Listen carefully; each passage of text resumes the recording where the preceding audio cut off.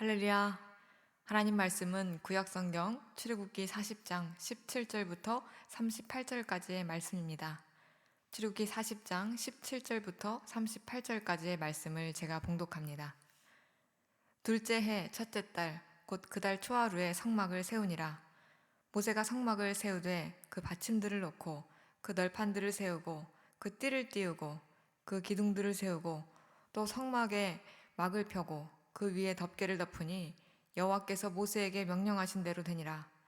그는 또 증거판을 궤 속에 넣고 채를 궤에 꿰고 속죄소를 궤 위에 두고 또 그 궤를 성막에 들여놓고 가리개 휘장을 늘어뜨려 그 증거궤를 가리니 여호와께서 모세에게 명령하신 대로 되니라. 그는 또 회막안 곧 성막 북쪽으로 휘장 밖에 상을 놓고 또 여호와 앞 그 상 위에 떡을 진설하니 여호와께서 모세에게 명령하신 대로 되니라.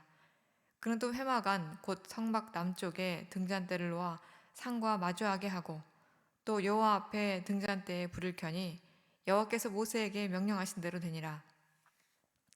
그가 또 금향단을 회막안 휘장 앞에 두고 그 위에 향기로운 향을 사르니 여호와께서 모세에게 명령하신 대로 되니라. 그는 또 성막문에 휘장을 달고 또 회막의 성막문 앞에 번제단을 두고 번제와 소제를 그 위에 드리니 여호와께서 모세에게 명령하신 대로 되니라. 그는 또 물두멍을 회막과 제단 사이에 두고 거기 씻을 물을 담으니라. 모세와 아론과 그 아들들이 거기서 수족을 씻되 그들이 회막에 들어갈 때와 제단에 가까이 갈 때에 씻었으니 여호와께서 모세에게 명령하신 대로 되니라. 그는 또 성막과 제단 주위뜰에 포장을 치고 뜰문에 휘장을 다니라.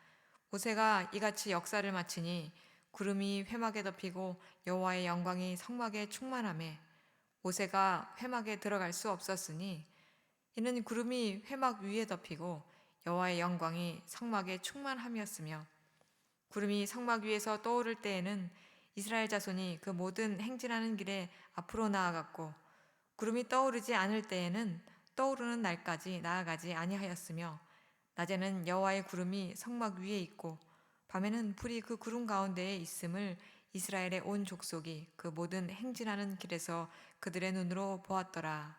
아멘. 오늘 본문은 출애굽기 대단원을 마무리하는 40장 마지막 부분입니다. 25장부터 시작해서 오늘 본문까지 성막의 설계와 설계대로 건설하는 장면을 함께 봐왔는데요. 출애굽기를 마치면서 이 부분을 4가지 목록으로 정리를 해보면 먼저 25장부터 31장까지 설계 관련 목록, 36장부터 39장까지 제작 관련 목록, 40장 1절부터 16절까지 설치 관련 목록, 40장 17절부터 33절까지를 건설 관련 목록으로 정리해 볼 수 있겠습니다. 먼저 본문 17절부터 33절은 4번째 건설 관련 목록으로 성막의 건설이 어떻게 이루어졌는가를 말씀하고 있습니다. 그간의 설계도대로 그 모든 기구들과 부품들을 제작하고 하나님께서 명하신 설치법대로 성막을 세우는데요. 성막은 정확히 하나님께서 모세에게 명령하신 대로 세워집니다. 그런데 그게 얼마나 정확했는가 하면 여호와께서 모세에게 명령하신 대로라는 말이 오늘 본문의 건설 장면에만 7번이 등장하죠. 성막의 설계도는 이것을 모세가 받았지만 그 설계도대로 기구와 부품을 만든 것은 부살렐과 오홀리압과 마음이 지혜로운 사람들이었다고 기록하고 있습니다. 그리고 최종 작업 역시 모세의 지휘가 있었겠지만 다른 누군가의 도움으로 이것들을 옮기고 설치하고 했다라는 것을 짐작해 볼 수가 있는데요. 그 구간마다 여호와께서 모세에게 명령하신 대로 오차 없이 진행하기 위해서 참 애를 썼겠다 상상해 볼 수가 있습니다. 그러니까 모세를 도와서 성소를 건설하는 사람들과 이스라엘 백성들에게는 그 명령이 하나님께로부터 왔다라는 사실이 굉장히 중요한 것이죠. 어떤 일을 하다 보면 이거 왜 이렇게 하느냐, 저렇게 하면 안 되냐, 이런 다양한 의견들이 나오기 마련인데 이게 내 생각이 아니고 하나님께서 이렇게 이렇게 하라고 시키셨다라고 모세가 충분히 그들에게 확신시키고 한 마음으로 진행했을 때 이런 순적한 진행과 완성이 가능하다는 것을 생각할 수 있습니다. 본문에 등장하는 출애굽 공동체는 아직 그리스도도 모르고 하나님에 대한 지식도 많지 않은 그런 상황이었습니다.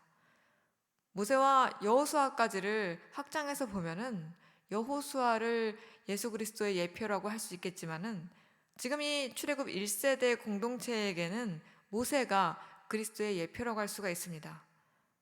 그래서 그들에게는 모세가 하나님의 대리자였고 모세를 통한 하나님의 말씀과 또 그것을 그대로 순종하는 모세의 모습은 출애굽 공동체에게는 생명줄과 같은 것이었다고 할 수가 있겠습니다. 오늘날 하나님의 교회는 모세의 공동체보다 훨씬 더 강력한 파워를 가지고 있죠. 왜냐하면 모세라는 지도자 한 사람이 아니라 각 사람의 심령 가운데에 성령 하나님께서 내주하셔서 성령 하나님이 각 사람을 가르치시고 권면하시고 지도하시기 때문에 그렇습니다. 그렇게 그리스도를 머리로 한 하나님의 교회에서 몸의 각 부분들을 이루고 있는 믿음의 권속들이 말씀을 듣고 그 성령의 지도하심을 따라서 하나님의 집을 지어 나가는 것입니다. 그런 우리가 추구해야 될 것이 한 가지 있다면 그것은 바로 하나님께서 성령을 통해서 깨닫게 하신 그 말씀 그대로를 순종하는 삶이라고 할 수가 있습니다.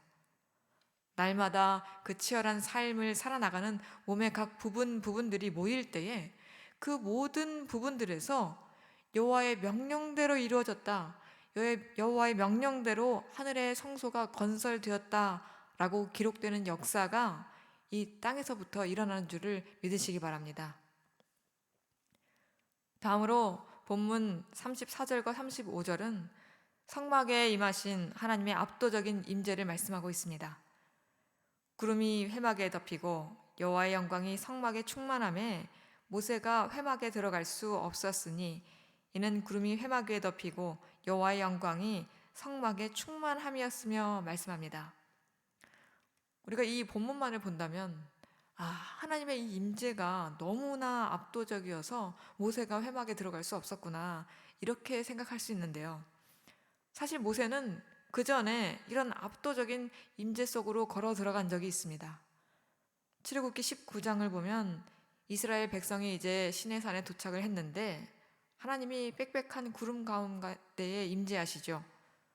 우레와 번개가 치고 빽빽한 구름이 있고 나팔 소리가 들리고 시내산의 연기가 자욱한데 또 불이 보이고 온 산이 진동하면서 거기에 여호와께서 강림하신다고 말씀합니다. 여기서 묘사하는 하나님의 임재는 오늘 본문의 묘사보다 훨씬 더 압도적이라고 생각이 되는데요. 그런데 하나님께서는 모세를 거기로 불러서 모세가 시내산으로 올라갑니다. 다른 백성들은 가까이 오면 죽을 수 있으니까 산주에 경계를 치지만 모세만큼은 예외였습니다. 또 출애굽기 24장에 보면 모세가 40일간 시내산에 있을 때에 모세는 구름 속으로 들어갔다라고 말을 합니다. 그런데 오늘 본문에서는 왜 모세가 회막에 들어갈 수 없었을까요? 그리고 그 전에 왜 굳이 모세가 들어갈 수 있냐 없냐를 이 출애굽기 말미에 기록해 놓았을까요? 거기에는 어떤 신학적인 의도가 있습니다. 하나님께서 모세를 통해서 율법을 주시기 전에도 많은 사람들이 하나님을 만났죠.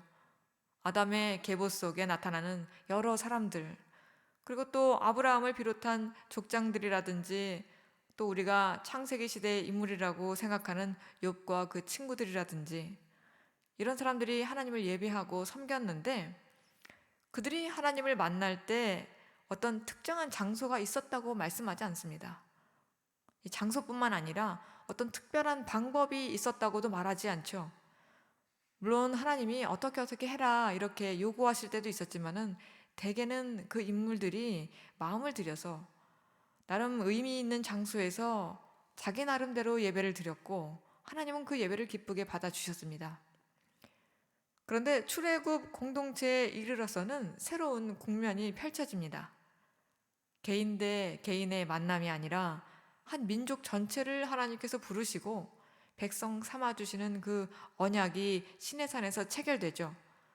그리고 그들이 하나님께 나아가는 장소인 만납의 텐트, 성막을 제정해 주십니다.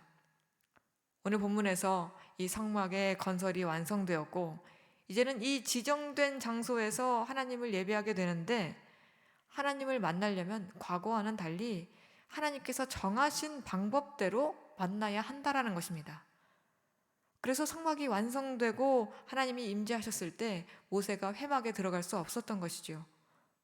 하나님은 이제 너희가 나를 만나려면 너희 소견에 오른 대로가 아니라 내 방법대로 나에게 나와야 한다, 이렇게 말씀하고 계신 것입니다. 그리고 그 하나님의 방법이 바로 출애굽기 다음 권인 레위기에 기록되어 있는 것이죠.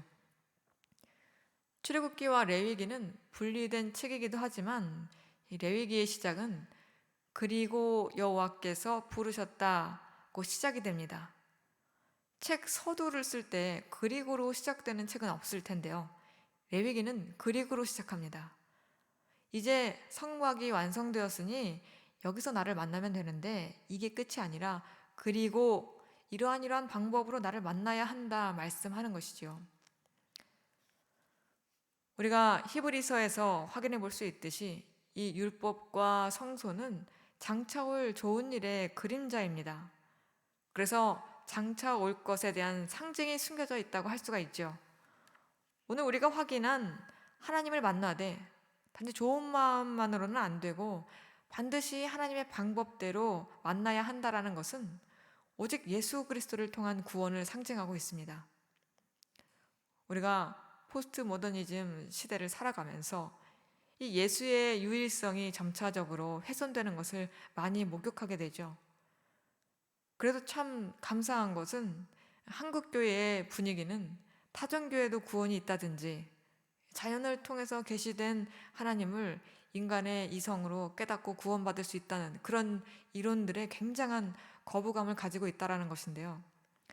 잘 생각해보면 이런 이론들은 하나님의 아들을 모욕하는 것입니다. 구원에 이르는 다른 길이 있었다면 굳이 하나님이신 그분이 비천한 인간의 몸으로 오셔서 조롱과 멸시와 배반, 죽음의 고난을 당하실 이유가 전혀 없는 것이죠. 그래서 그런 주장은 여러 방법들이 있는데 이것도 하나의 옵션이야, 이렇게 하면서 하나님께서 그런 일을 당하셨다고 주장하는 것과 같은 것입니다. 기독교는 독선적이고 배타적이라는 세상의 평가가 무서워서, 또 포용력 있는 기독교의 모습을 보여주고 싶어서 적당히 타협하려다가 하나님의 명예를 실추시키는 우를 범하는 것이지요. 설령 예수의 유일성을 지켜내기 위해서 많은 것을 희생해야 한다 할지라도 생명을 내어주시면서까지 우리를 구원하신 주님께 대한 충성을 우리가 끝까지 지켜내기를 원합니다. 그래서 자기 소견에 오른 대로 하나님께 나아가다가 죽임을 당하는 것이 아니라 오직 예수 그리스도를 힘입어 하나님의 보좌 앞에 나아가서 날마다 하나님의 임재를 누리는 저와 여러분 되기를 소망합니다. 마지막으로 본문 36절에서 38절은 지속적인 임재 가운데 출애굽 백성을 인도하시는 하나님을 말씀하고 있습니다. 본문을 보면 구름이 성막 위에서 떠오를 때에는 이스라엘 자손이 그 모든 행진하는 길에 앞으로 나아갔고, 구름이 떠오르지 않을 때에는 떠오르는 날까지 나아가지 아니하였으며, 낮에는 여호와의 구름이 성막 위에 있고 밤에는 불이 그 구름 가운데 있음을 이스라엘의 온 족속이 그 모든 행진하는 길에서 그들의 눈으로 보았더라 말씀합니다.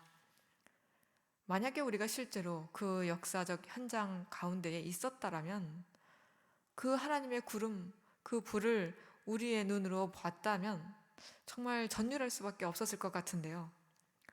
출애굽기가 애굽에서 부르짖던 이스라엘 백성의 고통으로부터 시작한다는 것을 생각할 때 이 출애굽기의 마침은 너무나 영광스러운 장면이 아닐 수 없습니다. 이스라엘 백성은 출애굽의 여정 가운데 점점 더 가까이 다가오시는 하나님을 경험하죠. 하늘에서 그 백성들의 소리를 들으시던 하나님께서 시내산으로 내려오시고, 그리고 40장에서 장막으로 내려오십니다. 하나님의 영광이 백성 가운데로 내려오신 것이죠. 수많은 거역과 원망, 우상 숭배에도 불구하고 그 백성과 동행하기를 원하시는 하나님의 사랑은 인간으로서는 이해되지 않고 헤아릴 수 없는 극진한 사랑인 것입니다. 이 1장과 40장 사이의 흐름은 오늘날에도 동일합니다. 하나님은 하늘에서 죄의 종노릇하는 고통의 소리를 들으시고 이 땅 가운데로 내려오셨는데, 이를 요한복음 1장 14절에서는 말씀이 육신이 되어 우리 가운데 거하심에 우리가 그의 영광을 보니 아버지의 독생자의 영광이요 말씀합니다. 하나님의 영광이 하늘에서 성소로 그 백성들에게 내려와서 이스라엘의 온 족속이 그 모든 행진하는 길에서 그들의 눈으로 본 것처럼, 하나님의 영광이 이 땅으로 내려와서 우리 눈에 밝게 보이게 된 그 사건이 바로 예수 그리스도의 성육신 사건이라는 것이죠. 하나님의 아들이 이 땅에 내려오신 것은 우리와 영원히 동행하시고자 하는 하나님의 의지였습니다. 하나님은 자기 백성과 영원히 동행하고자 하시지만 인간은 끊임없이 그 언약을 깨뜨리려 하는데요. 히브리서 8장 9절은 이것을, 또 주께서 이르시기를 이 언약은 내가 그들의 열조의 손을 잡고 애굽 땅에서 인도하여 내던 날에 그들과 맺은 언약과 같지 아니하도다. 그들은 내 언약 안에 머물러 있지 아니하므로 내가 그들을 돌보지 아니하였노라 말씀합니다. 그들이 그렇게 언약을 깨뜨리고 그들이 그렇게 언약 안에 머물러 있지 않았기 때문에 주님은 깨어지지 않는 새 언약을 주시기 위해서 자기를 다 내어주신 것입니다. 그리고 누구든지 그런 예수 그리스도를 힘입어서 하나님께 나아가는 자마다 주님은 영원한 동행을 약속하십니다.